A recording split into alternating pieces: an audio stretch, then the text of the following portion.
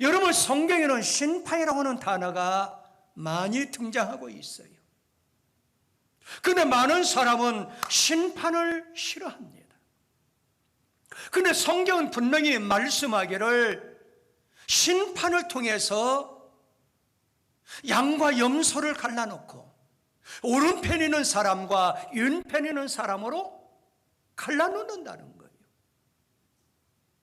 그러면 이 하나님의 심판이라는 것은 여러분과 저한테 그날이 축복의 날이고 시월의 날이고 기쁨의 날이고 행복한 날인 줄 믿습니다. 여러분, 심판이라는 단어는 히브리 원문에 보니까 티노로 나와 있어. 이 뜻은 복종하다, 정복하다, 통치하다, 형별하다 그 말이에요. 더 깊게 말씀드리면은 하나님이 통치하는 나라가 되어서, 하나님이 정복하는 나라가 되어서 많은 사람을 형벌한다는 거예요. 또 다른 히브리 원문에 보면은 사파트로 나와 있어. 이 사파트 뜻은 판단하다, 변호하다, 위험에서 건져내 주신다 그 말이에요.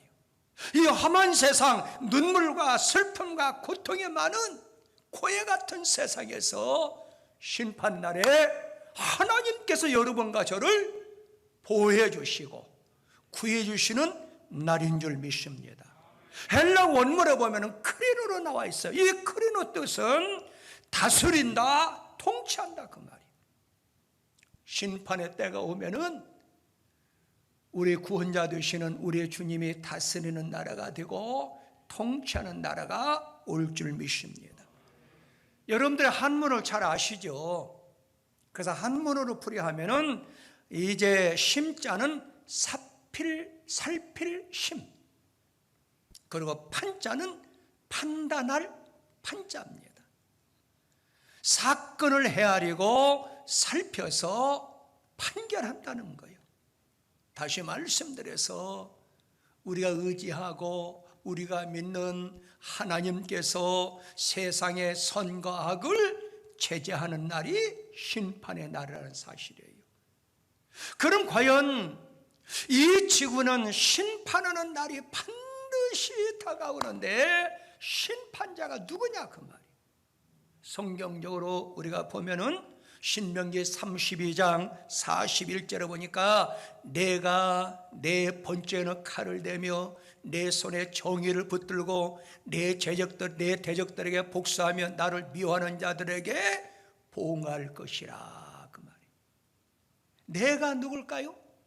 하나님을 상징하고 있어요. 하나님께서 심판한다는 거예요. 하나님께서 재판한다는 거예요. 믿으시면 아멘.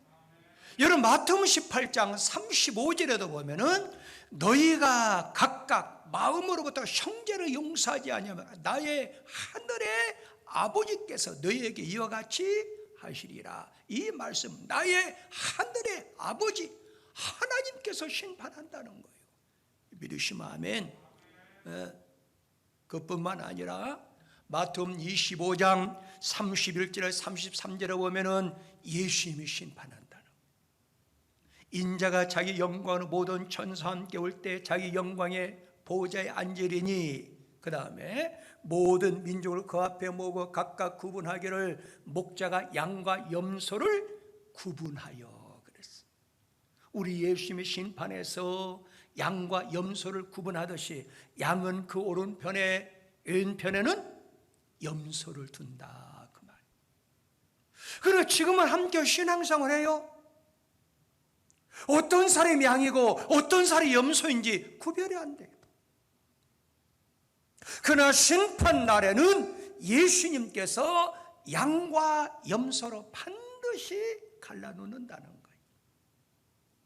오늘 또 하나님을 믿는 믿음을 가지고 예배에 동참한 여러분들은 다 오른편 양과 같은 성도인 줄 믿습니다. 그러면은 우리 하나님께서 우리의 구원자 생명 되신 예수님께서 심판자로 나타나시는데 그러면 심판의 방법이 무엇이냐 그 말이에요. 따라 한번 합시다. 행위대로 심판하십니다. 여러분 요한계시록 마지막 장, 거기 요한계시록 20장 12절에서 15절까지 보면은 함께 읽습니다. 자, 요한계시록 22장 12절 시작.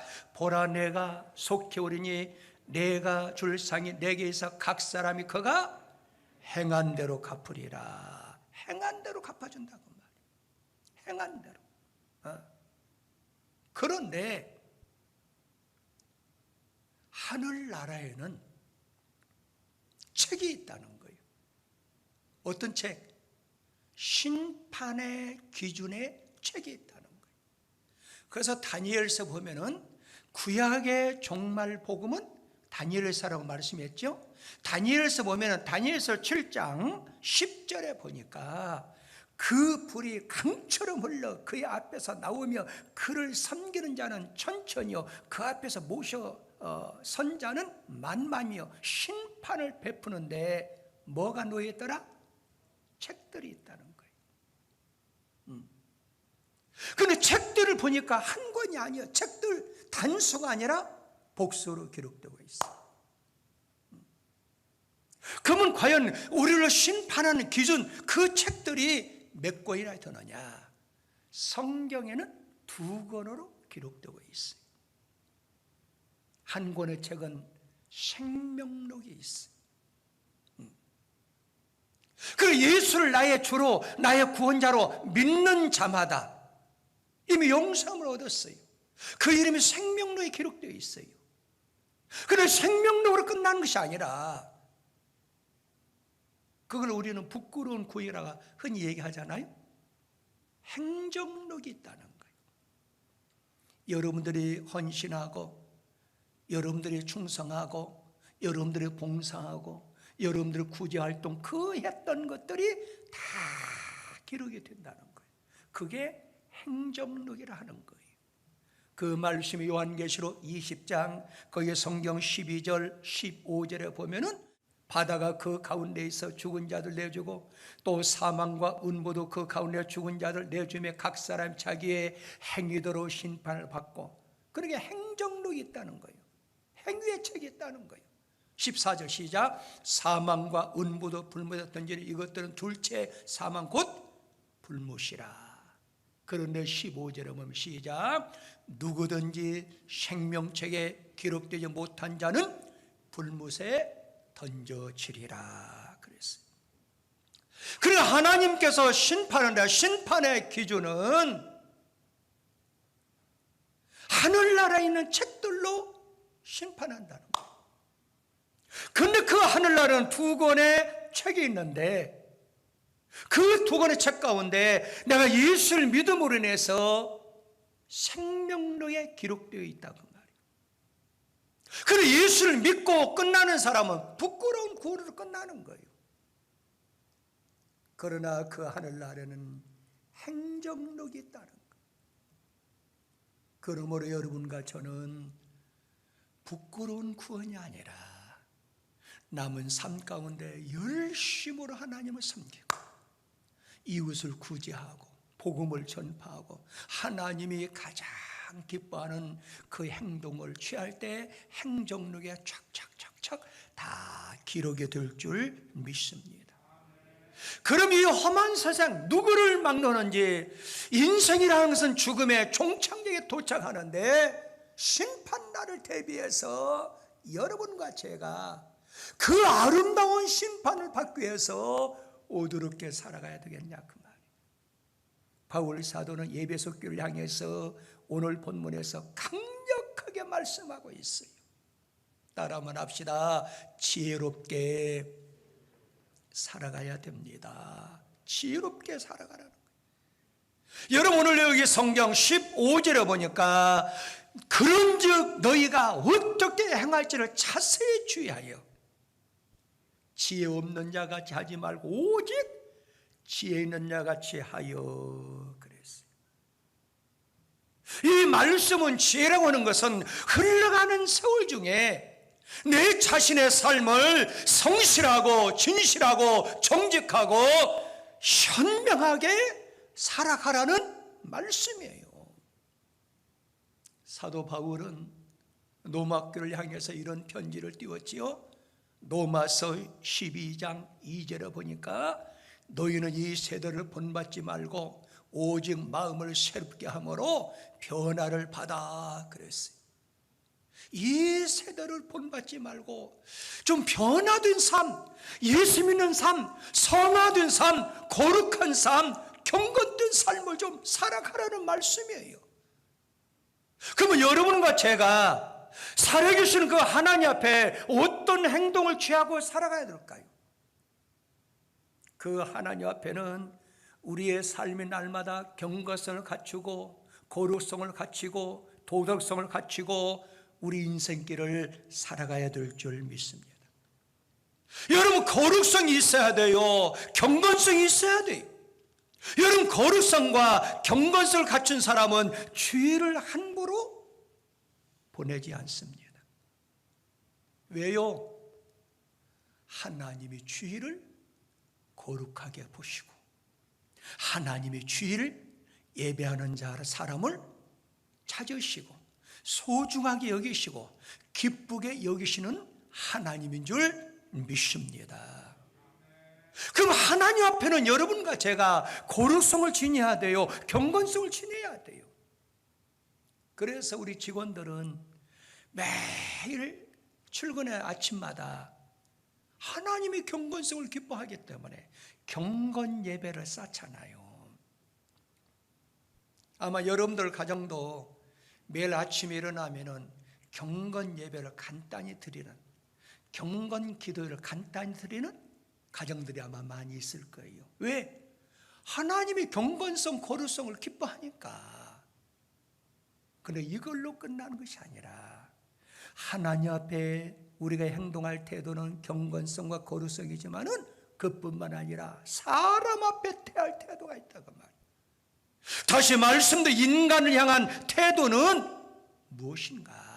사람과 사람 사이에 그 상호 관계에서 중요한 것은 뭘까요? 성실성입니다.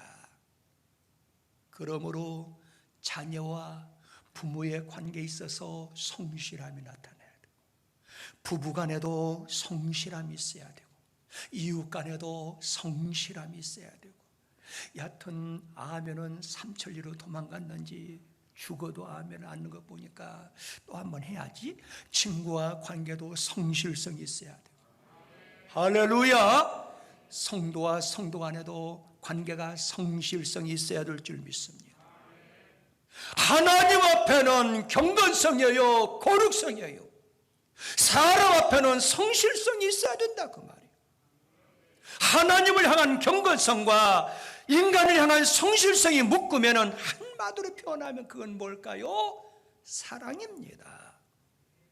하나님 앞에 경건성을 갖춘 사람, 사람들 앞에 성실성을 가지고 살아가면은 아름답고 행복한 삶으로 지혜로운 사람이라고 인도함을 받는 사람인 줄 믿으시기 바랍니다. 그뿐만 아니라 여러분과 제가 아름다운 심판을 대비한다 하면은 따라 한번 합시다. 세월을 아껴야 됩니다. 세월을 좀 전략하라는 그 말이에요. 여러분, 오늘 본문 에베소 5장 16절에 보면은 세월을 아끼라 그랬어요. 에베소 5장 16절 한번 읽어볼까요? 자, 시작. 세월을 아끼라. 때가 악하니라. 그때 카이로스 나와 있어. 이게 정한 때 그 시간을 구속해 내라는 의미를 상징하고 있어요. 그러므로 여러분, 세월을 아끼라니 말씀은 세월을 살아, 세월을 소중히 여겨라, 시간을 잘 선용해서 아름다운 심판의 날이 오기 전에 좋은 것을 많이 쌓아놓으라는 말씀이에요. 그뿐만 아니라 따라 한번 합시다. 주님의 뜻을 분별해야 됩니다. 주님의 뜻을 분별하라는 거예요. 여러분, 오늘 본문 에베소 5장 17절에 보니까 오직 그러므로 어리석은 되지 오직 주의 뜻이 무엇인가 이해하라는 거예요. 이해하라는 이 말씀은 히브리 원문이가 슈니에테로 나와 있어요. 통찰하다, 그런 말씀이에요. 그러니까 성도의 삶은 우리 주님의 뜻을 행하기 위해서 하나님의 뜻을 헤아리고 통찰하고 예민하게 받아주고 살아가라는 거예요. 바울 사도도요, 로마서 12장 2절에서 하나님이 너희는 이 세대를 본받지 모든 마음을 새롭게 함으로 변을 받아 시작 하나님의 선하시고 기뻐하시고 온전한 뜻이 무엇인가 분별하라 그랬어요. 하나님의 뜻이 무엇이냐 그 말이에요. 바쁘게 인생을 살아가지요. 다 자기의 철학이 있고 자기 의지대로 살아가지요. 그러나 여러분과 저는 예수를 믿고 구원받은 사람들이에요. 왕 되신 하나님을 나의 영원한 왕으로 삼고 있어요. 그러면 하나님의 뜻이, 우리 주님의 뜻이 무엇인가를 예민하게 통찰하고 받아들이고 살아가야 될 줄 믿습니다. 에베소 교회를 향해서도 에베소 5장 10절에 보면은 주께 기쁘시게 할 것이 무엇인가 시험하여 보라 그랬어요. 테스트하라는 거예요. 시험하러 보라, 이 말씀은 하나님이 무엇을 기뻐하시는가 좀 분별하고 가려내는 삶을 좀 살아가라는 거예요. 우리가 섬기는 하나님은요, 악을 미워하시고 아멘, 선을 행하시며 아멘, 서로 사랑하는 삶을 가장 기뻐하시는 하나님인 줄 믿습니다. 그런데 구체적으로 말씀드리면은 제가 33년 목회하면서 느끼는 게 있어요. 하나님이 가장 기뻐하는 것이 무엇이냐? 저는 예배라고 생각해요. 그래서 오늘 이 시간에도 하나님께서는 예배하는 자를 찾으신다는 거예요. 그래서 여러분과 저도 힘들고 어렵지만은 환경을, 현실을, 형편을 초월해 가지고 국가적으로 예배를 맡고 있는데, 그런 가운데서도 그걸 초월해서 예수 믿는 사람은 예배가 생명인 줄 믿습니다. 하나님이 기뻐하시고 하나님이 예배하는 자를 찾으시기 때문에 오늘도 여러분과 제가 예배에 동참한 줄 믿습니다. 왜? 예배를 하나님이 기뻐한다는 거예요.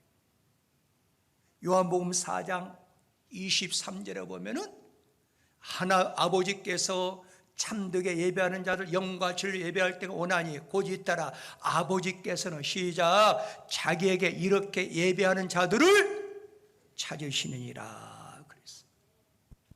그러면 여러분과 제가 예배를 드려야 되는데, 예배하는 자를 하나님이 찾으시는데 어떻게 예배 드려야 되겠냐 그 말이에요. 어떤 예배를 하나님이 가장 기뻐하냐 그 말이에요. 내 몸이 산 제물이 돼야 되는 거예요. 여러분, 성경 로마서 12장 1절에 보니까 그러므로 형제들아 내가 하나님 모든 자비하심을 너희를 권하노니 시작 너희 몸을 하나님이 기뻐하시는 거룩한 산 제물로 드려라. 왜? 이것이 영적 예배, 하나님이 찾는 예배라는 사실이에요. 여기는 우리가 어떤 성품의 사람인가를 드러낼 수 있습니다. 위기는 예배, 어떤 관계일까요? 위기와 예배. 평소 예배를 드린 사람은 위기 때도 예배를 드릴 수가 있어요.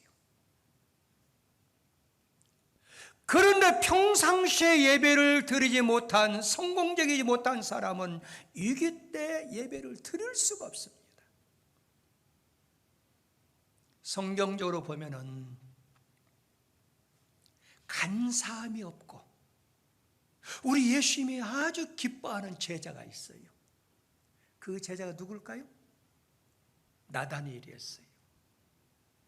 그런 나다니엘을 우리 예수님께서 빌립을 통해서 전도를 받았는데 우리 예수님이 거기 오기 전에 이미 나다니엘을 알고 있었다 이거야.